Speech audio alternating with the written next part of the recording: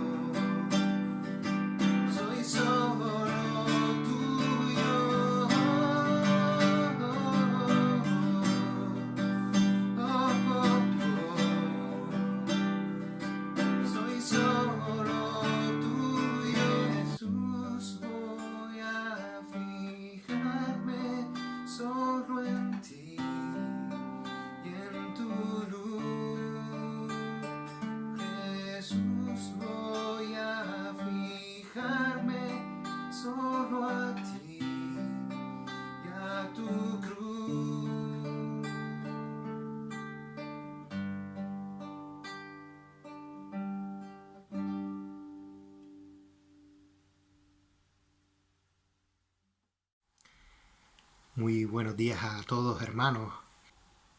Sé que podemos sonar repetitivos, pero verdaderamente es un privilegio el poder comunicarnos a través de estos medios con ustedes. En tiempos de Pablo, salvando las distancias y en ningún momento, entiéndanme, me quiero comparar con Pablo. También él tenía que comunicarse con sus hermanos de las iglesias mediante cartas. La distancia que significaba estar en otras ciudades, el estar a veces preso, otras veces estar en medio del camino, recorridos de una ciudad a otra. Esto hacía que la relación con las iglesias que se fueron conformando tuviese que ser en la lejanía.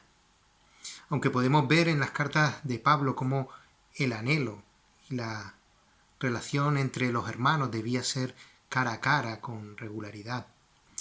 Es ahora, cuando no nos podemos reunir, que reflexionamos acerca del privilegio que tenemos al reunirnos asiduamente los domingos y algunos otros días entre semanas. Y es en esta reflexión cuando Dios nos saca los colores, al recordar muchas veces en las que hemos considerado los cultos como actividades que se debían ajustar a nuestras agendas y a nuestras apetencias o estados de ánimo.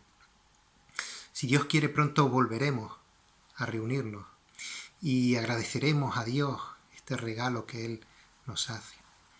Antes de comenzar, vamos a poner este tiempo en las manos del Señor con una oración. Sí, Señor y Padre Santo, te damos gracias, Señor, por el privilegio que tenemos de poder utilizar estos medios para compartir con los hermanos tu palabra. Señor, sabemos que tú has permitido esta situación y que con ella también quieres que continuemos aprendiendo acerca de ti. Señor, sabemos que este tiempo no se ha escapado de tus manos y que sigues al control de toda la situación. Te pedimos, Señor, que nos ayudes a seguir indagando en tu palabra para conocerte más. Pero también, Señor, te pedimos que nos ayudes a aplicar esa palabra en nuestra vida diaria. Ahora, en estos momentos en los que van a haber tantos cambios en nuestra forma de relacionarnos con nuestro entorno, con las personas que nos rodean, te pedimos, Señor, que tú nos dirijas para saber cómo llevar tu palabra sin táctica, sin técnica, sino tal y como tú nos la entregaste a nosotros, Señor, sin adornos, sino que sea el poder de tu palabra y el poder de tu Espíritu Santo el que transforme corazones. Ayúdanos a ser testimonio también con nuestro comportamiento, que podamos ser testimonio en el barrio, en la manera en la que nos conducimos decentemente y con orden. Ahora que tú nos vas a permitir volver a reunirnos en el local, ese local del que tú nos has provisto, Señor, y que reconocemos es un regalo que tú has hecho a la ciudad, a la iglesia de Ciudad Alta. Dirige este tiempo en el que vamos a compartir tu palabra, Señor. Que todo sea para la gloria de tu nombre. En el nombre de tu Hijo Jesús. Amén. Si Dios lo permite, hoy comenzaremos una serie de predicaciones acerca del Evangelio de Marcos. Iremos recorriendo los diferentes pasajes que componen este Evangelio y trataremos de desentrañar el mensaje que Dios nos ha querido transmitir a través de él. Para comenzar este primer día, queremos hacer un recorrido general por el libro, para entender los elementos generales que le dan forma y sentido. Y para comenzar, nos hacemos la siguiente pregunta. ¿Qué significa la palabra evangelio? Imagínense por un momento los periódicos de mañana lunes. En su primera página aparecerían estas noticias. Laboratorio encuentra la vacuna del COVID-19. El martes comenzará su fabricación y se espera que esté en los centros de salud la semana siguiente. La otra noticia, renta básica, una realidad. El gobierno consigue la fórmula económica para que todos los ciudadanos españoles perciban 1.000 euros mensuales. Y por último, otra noticia. Consiguen la fórmula para vivir eternamente. Los interesados no tendrán que pagar nada para conseguirla y la recibirán de forma inmediata, sin esperas ni gastos de envío. Si el periódico de mañana abriese con estos titulares, estaríamos contentísimos. 3 buenas noticias que todo el mundo querría recibir y que aparentemente resolverían todos nuestros problemas. Retomando la primera pregunta que nos hacíamos, la palabra evangelio es una palabra que procede del latín evangelium, que a su vez procede del griego euangelion, y cuyo significado es buena noticia. Originariamente, el evangelion era la recompensa, el regalo que se le daba a aquella persona que traía una buena noticia, generalmente acerca del triunfo en una batalla, la conquista de alguna ciudad o la rendición y finalización de una guerra. Por tanto, el término se refiere no a una buena noticia, sino a una buenísima noticia, difícilmente superable por otra. Con este sentido, con el significado de la noticia más grande jamás contada, Pablo lo utiliza por primera vez en la primera carta a los Corintios, en el capítulo 15, el versículo 1, que dice así: además os declaro, hermanos, el evangelio que os he predicado, es decir, la mejor noticia, la noticia más maravillosa que nunca se ha dado, el cual también recibisteis, en el cual también perseveráis. ¿Y cuál es esa buenísima noticia? Nos vamos a ir al primer versículo del Evangelio de Marcos, que podría haber sido perfectamente el título de este libro, y que dice: Principio del Evangelio de Jesucristo, Hijo de Dios. Las buenas noticias de las que nos habla este libro son las buenas noticias sobre la vida, muerte y resurrección de Jesucristo, quien es el Hijo de Dios. Vamos a dividir este recorrido general por el Evangelio de Marcos en 3 puntos. Y el primer punto al que hacemos referencia es el autor, y lo vamos a titular Una persona restaurada por Dios para la obra. Según los estudiosos y la tradición cristiana, el autor de este Evangelio es Marcos, bajo la inspiración de Dios, como el resto de los autores de los otros libros de la Biblia. Marcos fue alguien que tuvo una estrecha relación con el apóstol Pedro, y aparece en muchas ocasiones en el libro de los Hechos, que se refieren a él como Juan, el que tenía por sobrenombre Marcos. Y tal cual lo leemos en Hechos 12.2, Hechos 12.25 y Hechos 15.37. Tan estrecha era la relación con Pedro que cuando Pedro estaba encarcelado y fue liberado por el Señor, se dirigió a la casa de la madre de Juan Marcos, y lo leemos en Hechos 12.11. Entonces Pedro, volviendo en sí, dijo: ahora entiendo verdaderamente que el Señor ha enviado su ángel y me ha librado de la mano de Herodes y de todo lo que el pueblo de los judíos esperaba. Y habiendo considerado esto, llegó a casa de María, la madre de Juan, el que tenía por sobrenombre Marcos, donde muchos estaban reunidos orando. No se terminan aquí las referencias a Marcos. El autor de este evangelio era también primo de Bernabé.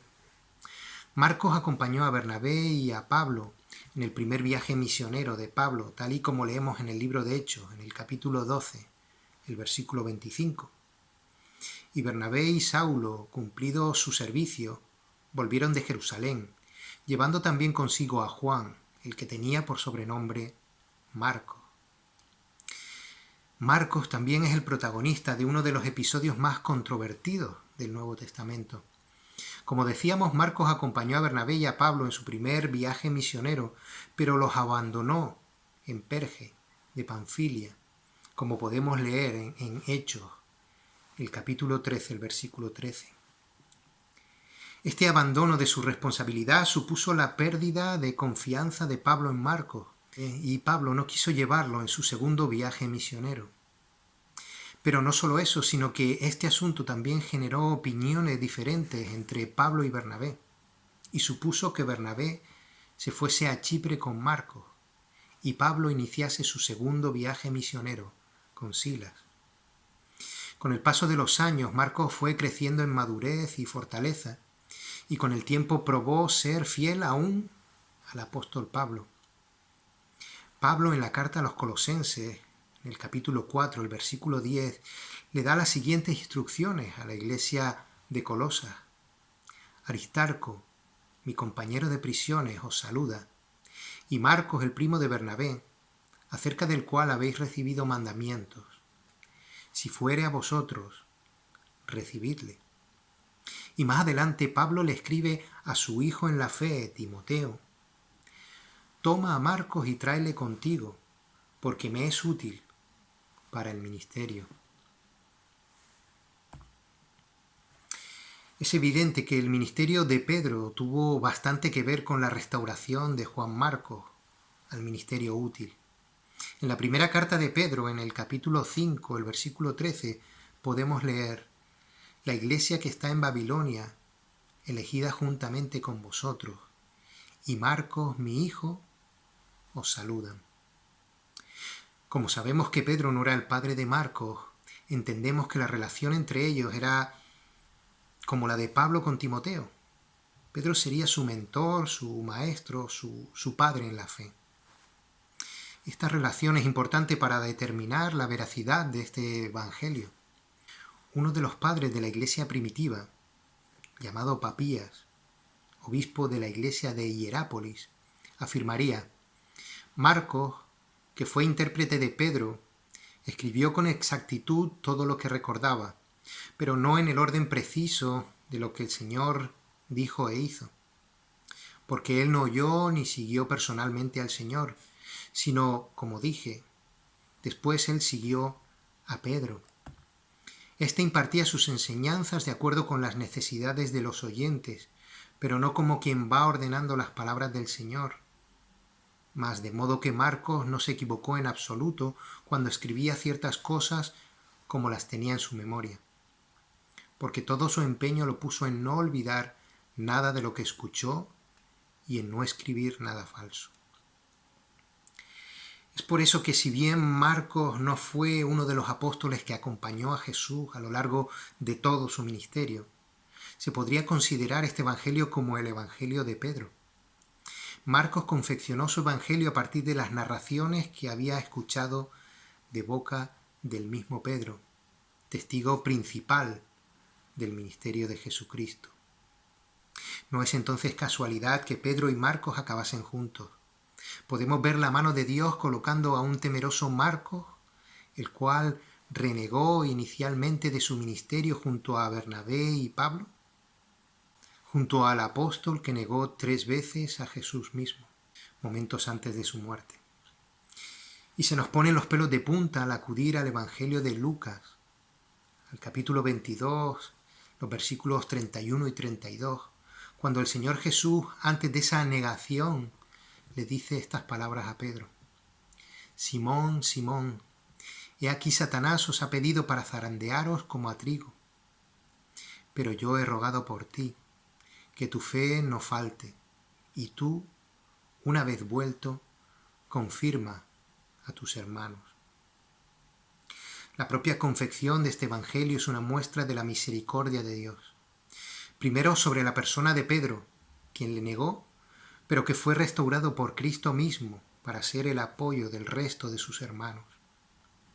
Y después en la figura de Marcos, que fue restaurado por Cristo mismo, con el apoyo de Pedro, y Dios permitió que fuese autor de una porción de su palabra.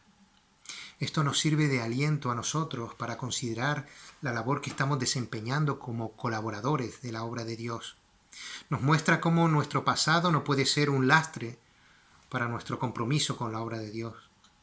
Y nos enseña que en las manos de Dios y con su dirección todos somos útiles cuando nuestros dones son desarrollados al servicio de la obra. El segundo punto que queremos tratar sobre este Evangelio son sus destinatarios. Y lo hemos titulado de esta manera: los siervos de los demás, como el rey siervo.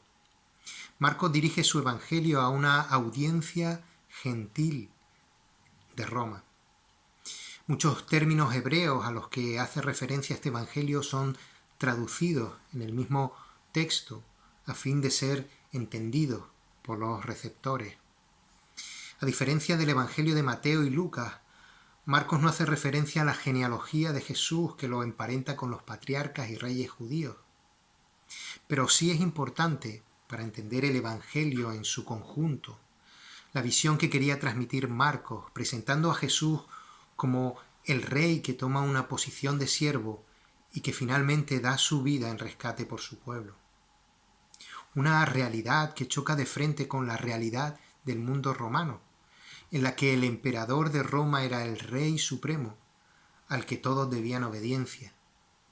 Un rey que era incapaz de relacionarse con su pueblo. Este mensaje del Evangelio de Marcos se convirtió en un poderoso testimonio para los gentiles romanos, mostrando las evidentes diferencias entre el falso Dios emperador y el verdadero Dios.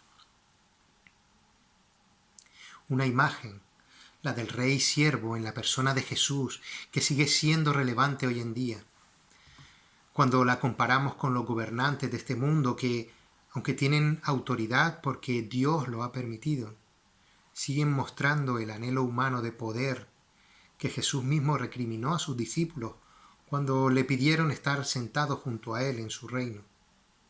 Leemos en Marcos 10:42: «Sabéis que los que son tenidos por gobernantes de las naciones se enseñorean de ellas, y sus grandes ejercen sobre ellas potestad.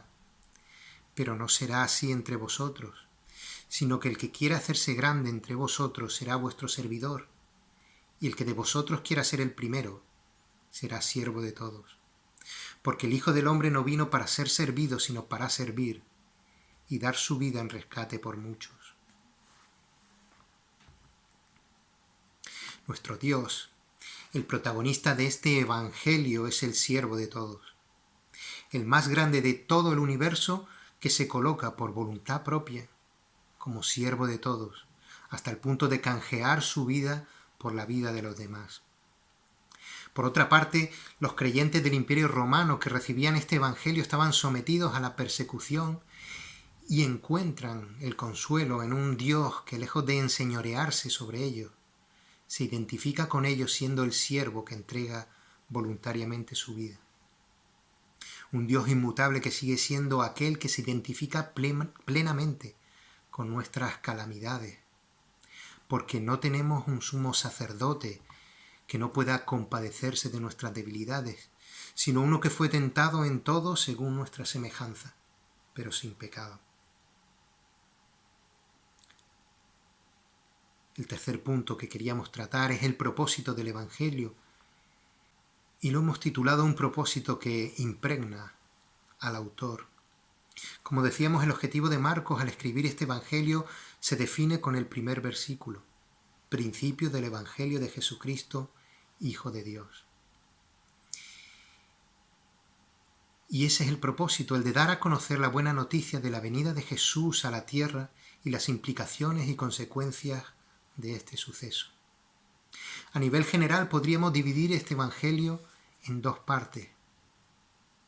En el capítulo 8, el versículo 29, alcanzamos el punto culminante, cuando a la pregunta de Jesús: ¿quién decís que soy?, Pedro responde: tú eres el Cristo. Los capítulos anteriores preparan el terreno para que lleguemos a esa conclusión a través de las palabras de Jesús y a través de sus hechos milagrosos. Es cierto que en este Evangelio los largos discursos son mostrados de una forma reducida con respecto a los otros evangelios, y que este Evangelio muestra un gran número de milagros, reflejando ese carácter del siervo rey que actúa inmediatamente. Inmediatamente, porque esta palabra es usada de forma continuada en este Evangelio inmediatamente, que era la forma de actuar de Cristo. A partir de la respuesta de Pedro, el Evangelio recorre el camino hacia la cruz de Cristo y posterior resurrección. Como dice el versículo 31 de este capítulo 8, y comenzó a enseñarles que le era necesario al Hijo del Hombre padecer mucho y ser desechado por los ancianos, por los principales sacerdotes y por los escribas, y ser muerto y resucitar después de 3 días. Marcos nos muestra a Jesús como el siervo sufriente, que no vino para ser servido, sino para servir y dar su vida en rescate por muchos. Un Jesús que vino al mundo en forma de hombre y que fue partícipe de las emociones humanas, pues viendo a las multitudes, tuvo compasión de ellos, porque eran como ovejas que no tenían pastor, y comenzó a enseñarles muchas cosas. El Mesías que se puso a sí mismo limitaciones humanas, pero que no dejó de ser Dios en ningún momento, pues hasta los espíritus inmundos, al verle, se postraban delante de él y daban voces diciendo: «Tú eres el Hijo de Dios». Marcos nos muestra al Cristo, el Hijo de Dios y Salvador del mundo. ¿Qué implicaciones tiene esta noticia para los receptores del Evangelio? El Evangelio de Marcos llama a los pecadores al arrepentimiento y a creer en el Señor Jesucristo. Dice Marcos en el capítulo 1, el versículo 15, «El tiempo se ha cumplido y el reino de Dios se ha acercado. Arrepentíos y creed en el Evangelio». También insta a abandonar la falsa religiosidad, aspecto que trata y que veremos, si el Señor lo permite, en el capítulo 2, los versículos del 23 al 28, cuando los discípulos recogían espigas para comer en el día de reposo, o en el capítulo 7, cuando los fariseos señalan a los discípulos de Jesús por no lavarse las manos para comer. Abandonar la falsa religiosidad para seguir al Señor en obediencia sincera. Por cierto, y con respecto al episodio del lavamiento de las manos, el otro día leyendo el periódico leí un titular que decía así: «Desescalada. ¿Por qué Jesucristo no creía en lavarse las manos?». Sí, yo también me quedé sorprendido de este titular. Después, leyendo el artículo, en el desarrollo, el autor reconducía el tema hacia la falsa religiosidad. Pero el titular provocaba para llamar la atención, contando una media verdad. Pero bueno, es una anécdota que quería compartir con ustedes. Era en un periódico de tirada nacional y que tenía ese titular impactante que después no reflejaba la realidad del artículo. ¿Por qué decíamos en este último punto que el propósito del Evangelio impregna al autor? Porque lo vemos reflejado en su vida. Ya hablábamos de la relación temerosa de Juan Marcos, que abandonó a Bernabé y a Pablo en su primer viaje misionero. Por juventud, por temor, por falta de madurez. El caso es que Pablo llegó a mencionar a Marcos como colaborador suyo en la carta a Filemón en el versículo 24, nombrándolo en una lista de colaboradores junto con Lucas, demostrándose así la obra restauradora de Dios en la vida del creyente y el compromiso que tenemos de predicar el Evangelio, la buena noticia.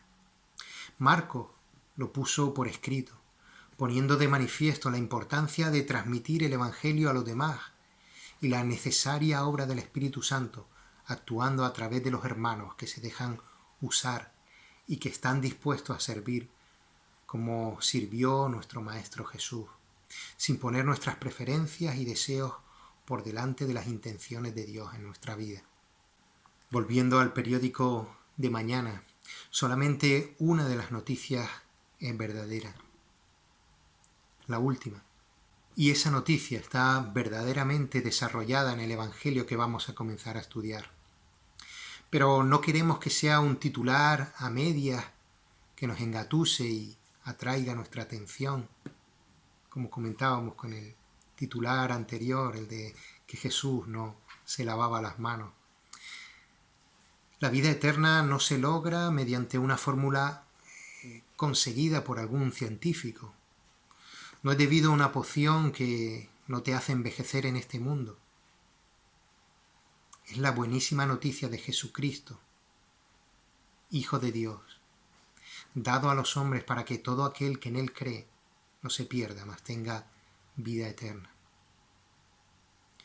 Para terminar, y tomando las palabras de Pablo en la carta a los Corintios, en el capítulo 2, los versículos del 1 al 3, dice así la palabra: así que, hermanos, cuando fui a vosotros para anunciaros el testimonio de Dios, no fui con excelencia de palabras o de sabiduría, pues me propuse no saber entre vosotros cosa alguna, sino a Jesucristo y a este crucificado, y estuve entre vosotros con debilidad y mucho temor y temblor.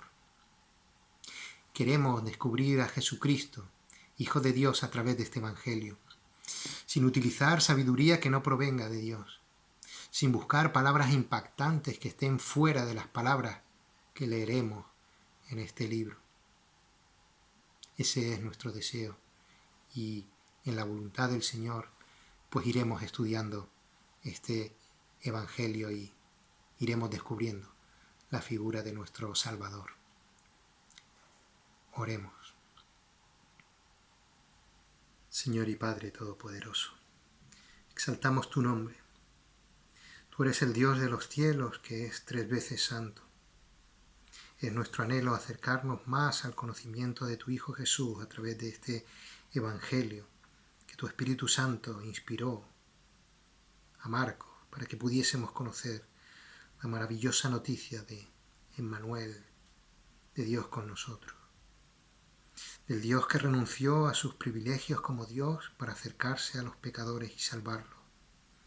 Del Dios que fue siervo nuestro por su propia voluntad y para gloria del Padre. Dirígenos en el estudio de tu palabra. Revélate a través de ella a los que aún no te conocen, y a los que te conocen, a los que te conocemos. Provócanos a amarte más a través del conocimiento de tu Hijo Jesús, por medio de este tu Evangelio. Gracias, Señor. Gracias, Señor, por el alimento espiritual que recibimos cada día a través de tu palabra.